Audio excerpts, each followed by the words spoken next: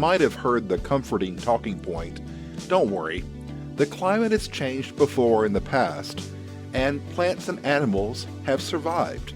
They adapt. At first glance, it sounds reasonable. Life is mostly resilient. Over millions of years, yes, species have gone extinct, but some have learned to adjust, migrate, or evolve as the planet slowly changed around them. But there's a critical piece missing from that argument: speed. Right now, species are disappearing at a rate of 100 to 1,000 times faster than the natural background rate we see in Earth history. This isn't adaptation playing out over a millennia.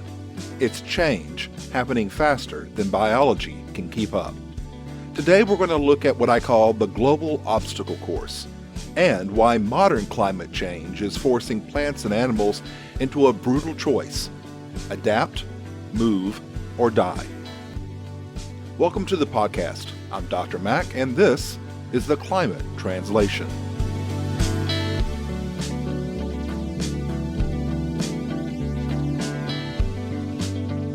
In my classroom, I often start this topic with a simple analogy I call the moving target. Imagine a species is like a professional athlete. They're strong, they're skilled, they can handle a lot. If the climate changes slowly, over tens of thousands of years, like the transition out of an ice age, that target moves slowly. Some species have time to respond. Plants can shift where they drop their seeds. Animals can slowly migrate north, a few miles at a time. Over many generations, evolution has time to work. That's how adaptation is supposed to happen. But today, the target isn't moving slowly anymore. Modern climate warming is happening 20 to 60 times faster than those natural changes.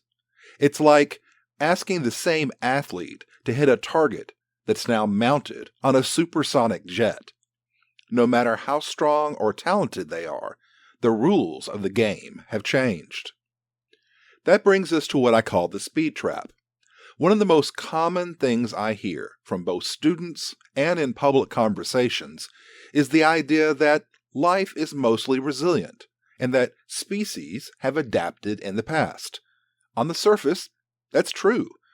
While the vast majority of species have gone extinct since the Earth has formed, species do adapt and change. Life as a whole is resilient. We wouldn't be here if that wasn't the case. But adaptation isn't a superpower. It's a biological process, and it depends on one thing we're rapidly running out of: time. To see why speed matters, let's look at the numbers. When the Earth came out of the last ice age, the planet warmed by about 5 degrees Celsius. But that change took 5 to 10,000 years. Forests didn't pick up and move overnight. They migrated slowly, generation by generation. Animals had thousands of generations to adjust their bodies, behaviors, and breeding patterns. Now, compare that to today.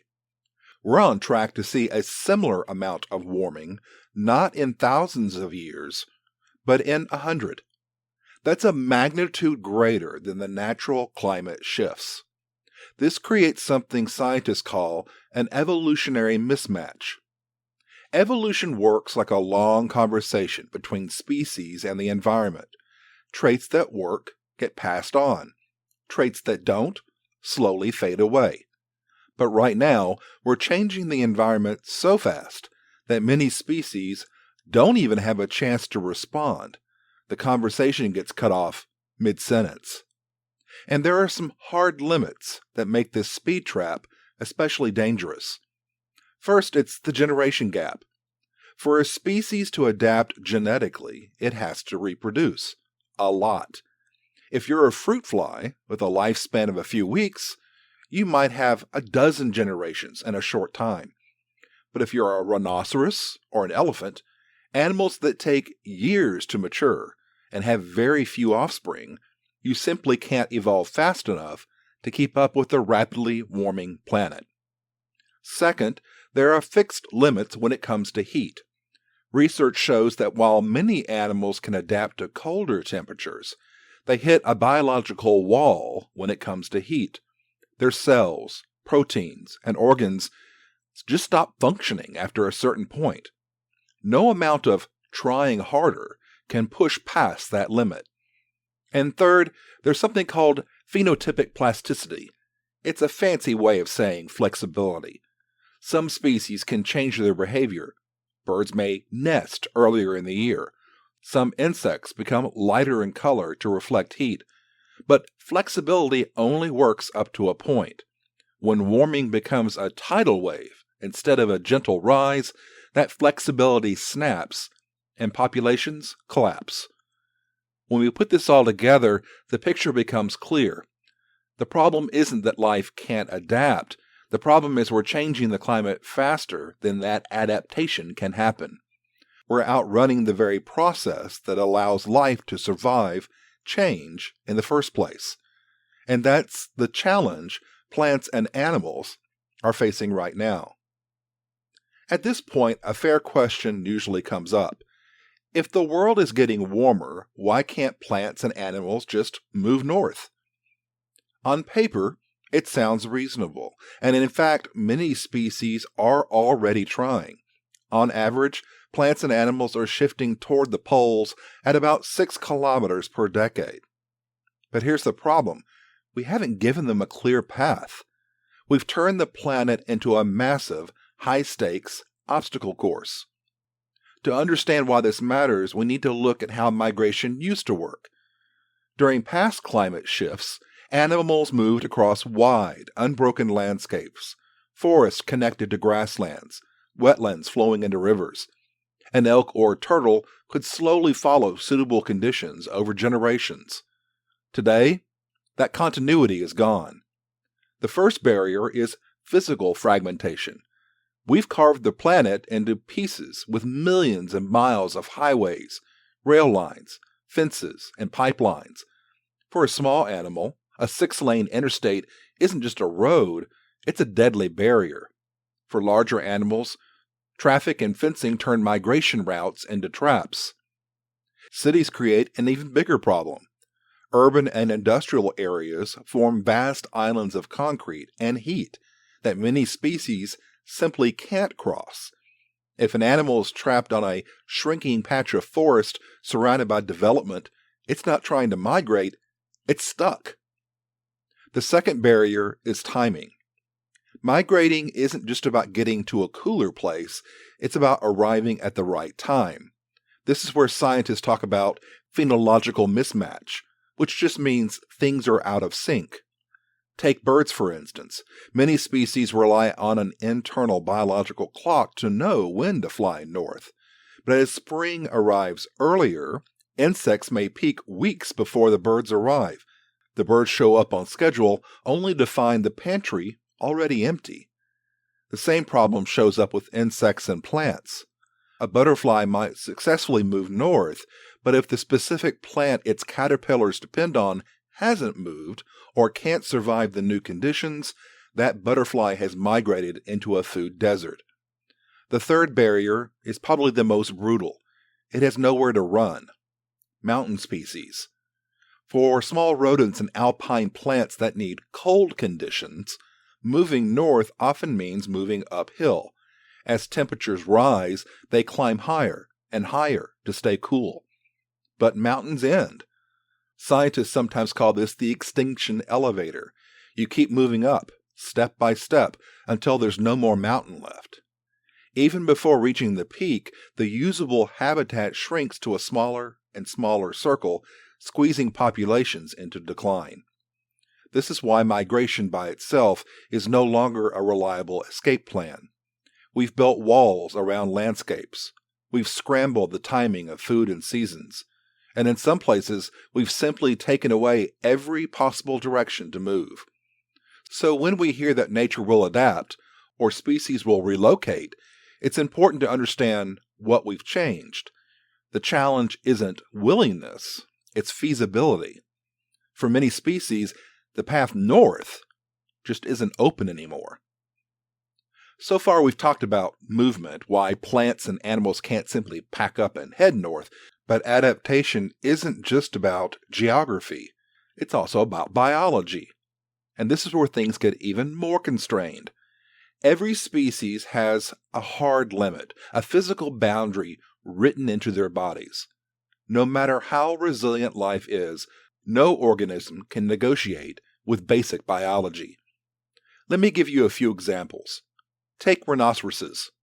Rhinos are massive animals built for warm climates, but they have a serious limitation.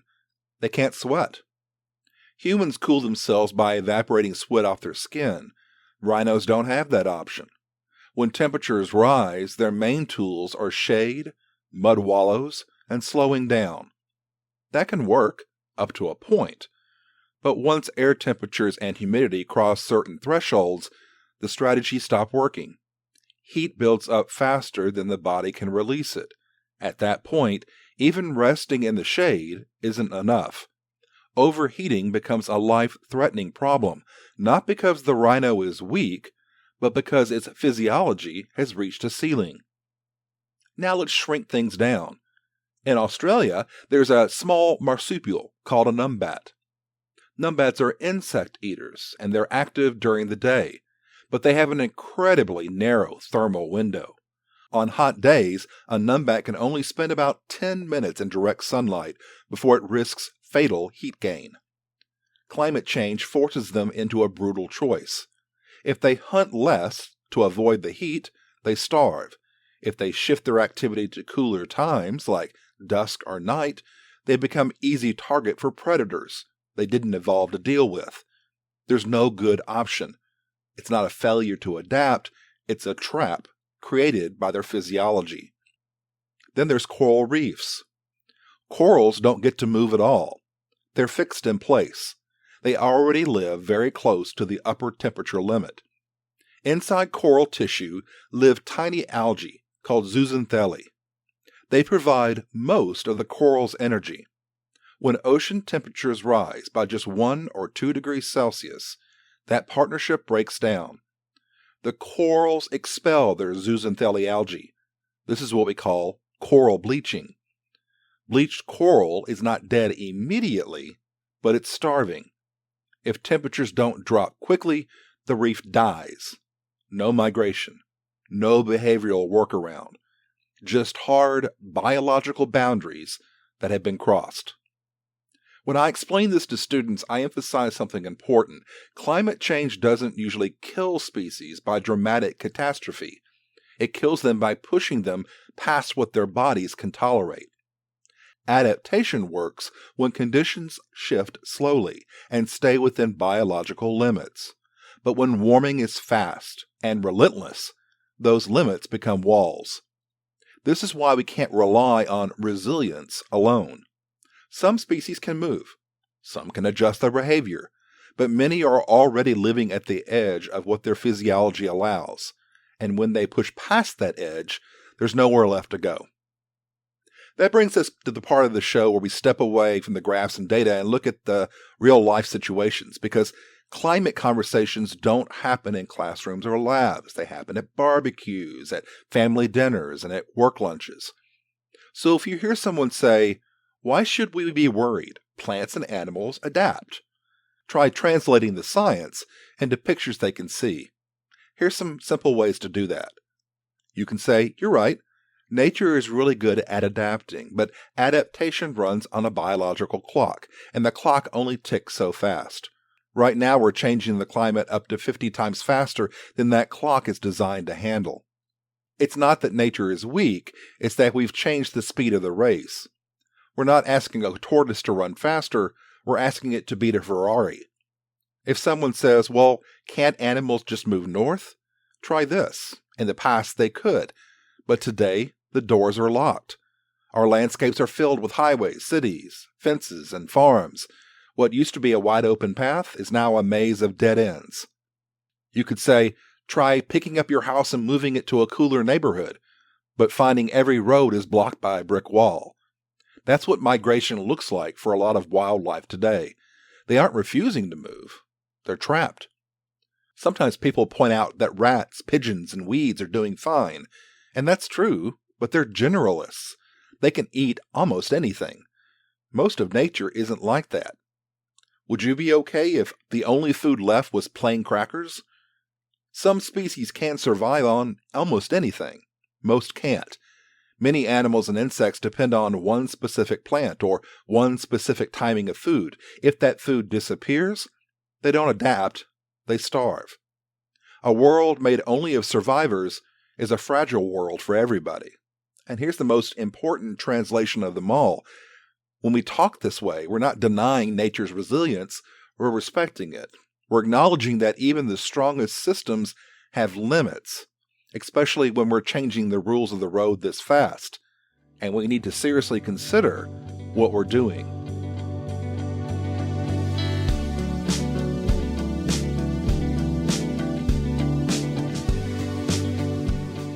The natural world has always changed, but it's never had to change this fast. It's never had to do it alone. What happens next depends on the choices we make. How do we use energy? How do we protect land and water? And how well do we listen to one another? I'm Dr. Mack, and this has been The Climate Translation. If you have a question about the climate that you've been too afraid to ask, or if you have a differing opinion, please let me hear from you. I can use your viewpoints in future episodes. You can reach me at theclimatetranslation@gmail.com. I'll see you next time.